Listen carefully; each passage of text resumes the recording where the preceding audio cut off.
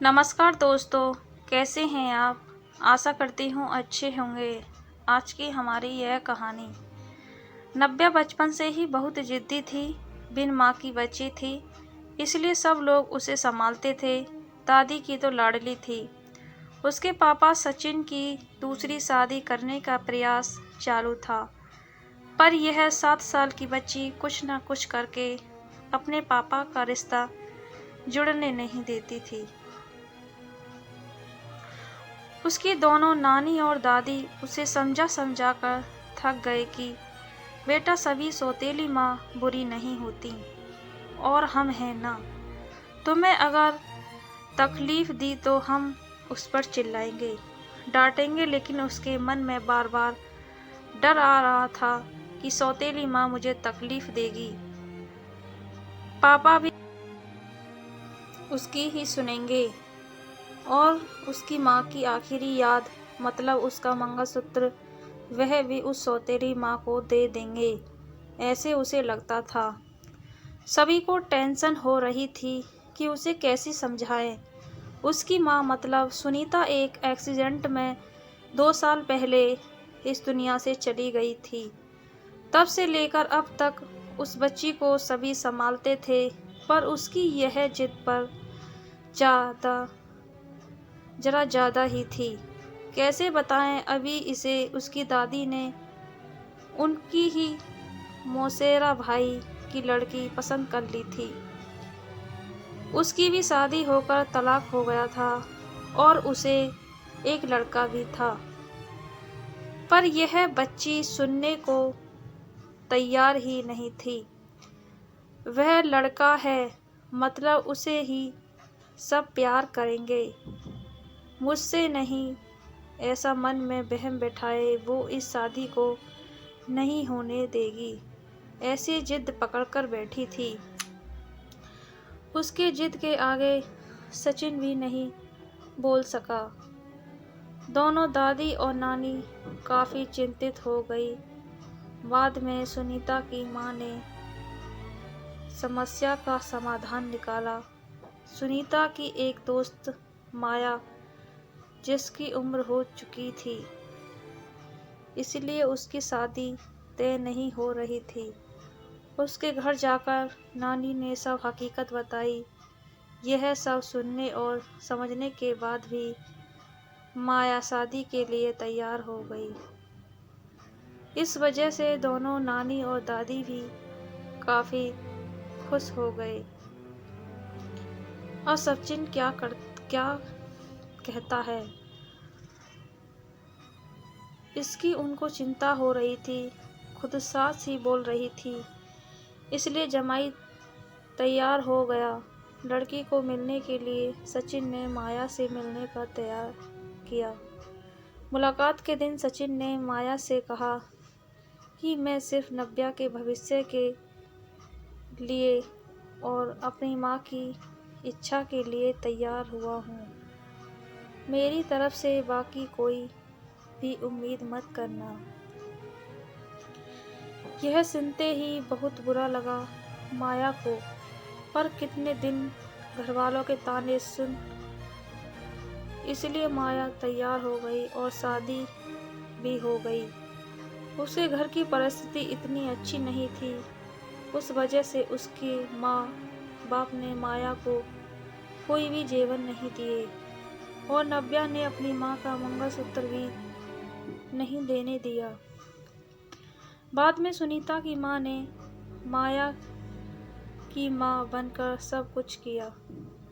नव्या माया को बहुत परेशान करती थी और सौतेली माँ ऐसे ही पुकार करती।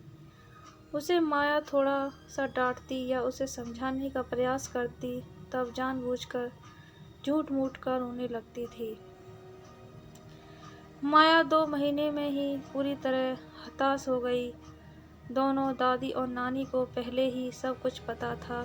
इस वजह से माया को वह कुछ नहीं बोलती थी, वह उल्टा उसे बोलती थी कि मारोगी भी तो चलेगा, पर सचिन को ये सब सहन नहीं होता था। जब परिस्थिति हाथ से निकलने लगी तो माया ने उसकी सहेली को, जो कि एक स्कूल टीचर थी, उसके साथ मिलकर एक प्लान बनाया और सचिन को असली परिस्थिति का सच का पता चले, इसलिए नव्या के ड्रामों का वीडियोस बनाकर उसे दिखाया। पहले माया को ही गलत समझने वाला सचिन सारी सच्चाई से अवगत हुआ और उसने उन दोनों को धन्यवाद किया। प्यार से नव्या को समझाया कि उसके आगे तुम्हें माया के साथ अच्छा बर्ताव करना होगा, उसकी सब बातें सुननी होंगी। हालांकि नव्या ने काफ़ी तमाशा किया, पर उसकी साइड लेने वाला कोई भी नहीं है, ये उसे समझ में आ गया। उसको माया पर बहुत गुस्सा आता था। माया उसे बहुत समझाती थी। धीरे धीरे माया और सचिन का रिश्ता भी सुधर रहा था, पर पति पत्नी जैसा रिश्ता उनमें नहीं था और वो सचिन ने उसे पहले ही बता दिया था। माया को बहुत बुरा लगता था। उसने अपनी इच्छाएं अपने मन में ही दबा दी।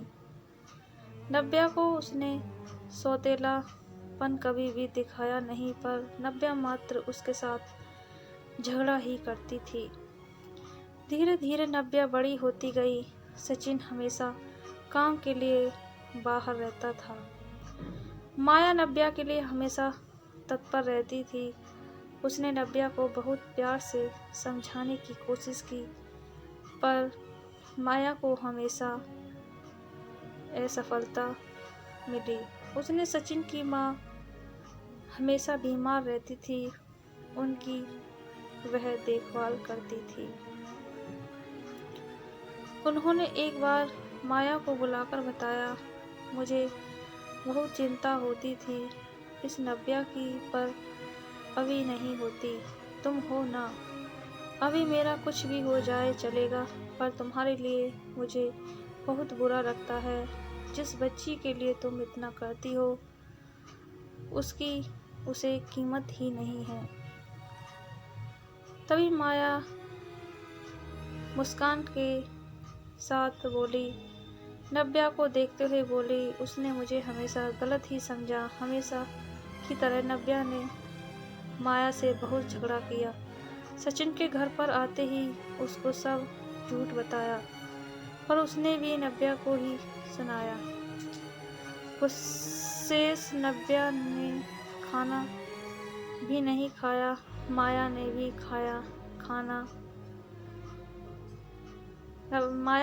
खाना खाया नहीं। नव्या को समझाने के लिए गई तो माया ने कहा, मुझे तुम्हारी माँ की जगह नहीं चाहिए। उसकी आखिरी निशानी मतलब उसका मंगलसूत्र भी नहीं चाहिए। मुझे सिर्फ तुम माँ बोलकर पुकार लो, मेरे लिए उससे बड़ा कोई पुरस्कार नहीं होगा। जिस दिन तुम ऐसा करोगे उस दिन मुझे ममता का गहना मिल जाएगा, वही मेरा खरा पहला गहना होगा। पर नव्या सुनेगी तब ना। जैसा था वैसे ही सब चालू रहा। कई दिनों बाद दादी की तबीयत बिगड़ी। उन्होंने सचिन को बुलाया और कहा, माया बहुत अच्छी लड़की है, वह कभी भी भेदभाव नहीं करेगी, तुम उसको अपनी पत्नी की तरह स्वीकार कर लो।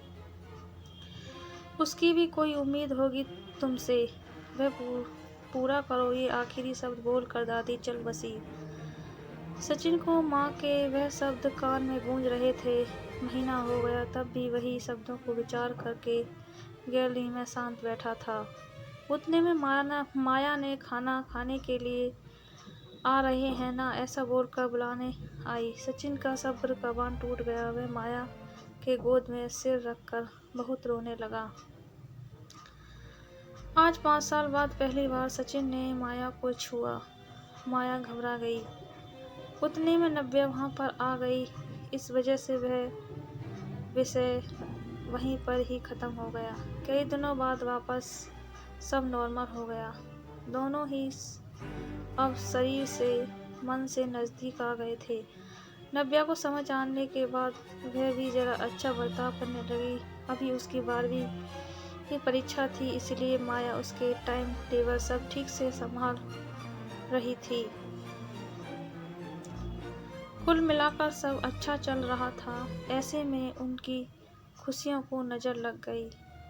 सचिन का भी एक्सीडेंट हो गया और वह गुजर गया। अभी माया और नव्या वह दोनों ही थी एक दूसरे के लिए। जो भी रोवेंगी उस पर घर चल रहा था। माया तो ग्रेजुएट नहीं थी, इस वजह से उसे नौकरी मिलने में दिक्कत आ रही थी। छोटी छोटी नौकरी करके वह घर खर्चा चला रही थी। सचिन की सब सेविंग उसने नव्या के लिए रख दी। हम नव्या को प्यार हो गया था सुशांत नाम के लड़के से। इस वजह से माया ने उनका प्रेम विवाह करने का सोचा। सब लोग अच्छे हैं, नव्या भी खुश रहेगी, ऐसा उसे विश्वास था। पर सुशांत की माँ खड़ूस थी। सचिन के जाने के बाद उनकी परिस्थिति भी अच्छी नहीं थी। नव्या शादी के बाद ज़्यादा गहने नहीं लाई, इसलिए ससुराल वाले उसे तकलीफ दे रहे थे। उसकी सास की सहेलियां घर पर आई थी नई दुल्हन से मिलने। तब नव्या की सौतेली माँ के बारे में बुरा भला बोल रही थी। सौतेली माँ है ना, इसीलिए ऐसा जानबूझकर किया होगा। सब कुछ खुद के लिए रखा होगा और बेटी को लंका की पार्वती बनाकर सिर्फ मंगलसूत्र पहनाकर भेज दिया और हंसने लगी। अभी उसका खुद पर का नियंत्रण टूट गया। मेरी माँ की आखिरी याद, मतलब यह मंगलसूत्र है जो मेरी इच्छा थी कि मैं ही इसे पहनूं। यह मंगलसूत्र मेरी माँ का आशीर्वाद का हाथ है। ओ मेरी माया माँ को बुरा भला बोलने का तुम्हें कोई भी हक नहीं है। आज वह हैं इसलिए मैं हूँ। उन्होंने मुझे अच्छे संस्कार दिए, डिसिप्लिन सिखाया, संयम और बड़ों का सम्मान। यह सब बातें कोई भी उम्मीद न रखते हुए सिखाया। पापा के जाने के बाद भी उन्होंने कमाए हुए एक पैसा भी खुद पर ना खर्च करते हुए सब पैसे मुझे दिए। कभी भी सौतेलापन उन्होंने मुझे नहीं दिखाया। मेरे लिए उन्होंने खुद का बच्चा तक नहीं होने दिया। पर मुझ पागल को कभी यह समझ नहीं आया। उन्होंने मुझे सिर्फ और सिर्फ प्यार किया। मुझसे उन्हें एक ही चीज़ चाहिए थी जो मैं कभी नहीं दे पाई। सब औरतें एकदम सोच में पड़ गईं कि आखिर वह कौन सी चीज़ चाहिए थी।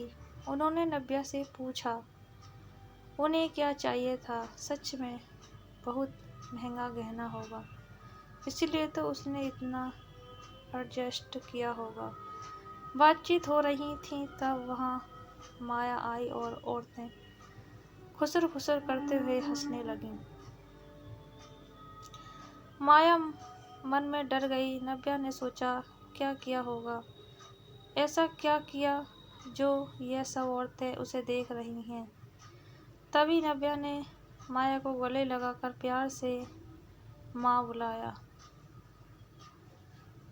दोनों माँ बेटी सब भूलकर एक दूसरे की बाहों में गुम हो गईं।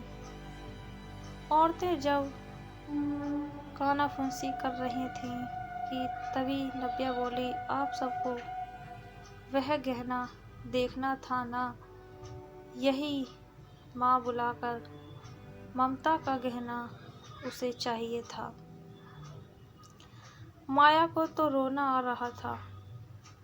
दोनों सचिन और दादी के फोटो के सामने खड़े रहकर उनको हाथ जोड़कर खड़े थे। नव्या ने उनसे माफ़ी मांगी और माँ को कभी खुद से कभी दूर नहीं करूँगी ऐसा वचन दिया। दोस्तों, समाज में कई गलत बातें भावनाएं बनी हुई होती हैं। जो जाने अनजाने बच्चों तक भी पहुंच जाती हैं। हमें बच्चों को और खुद को भी इस बात को समझाना होगा कि हर पुरानी बात पूरी तरह या हर किसी के लिए सच या एक समान नहीं होती। किसी एक का सच दूसरे के लिए झूठ हो सकता है। इसीलिए किसी भी बात को अपने दिल दिमाग में बैठाने से पहले उसकी सत्यता की कसौटी करना बेहद ज़रूरी हो जाता है।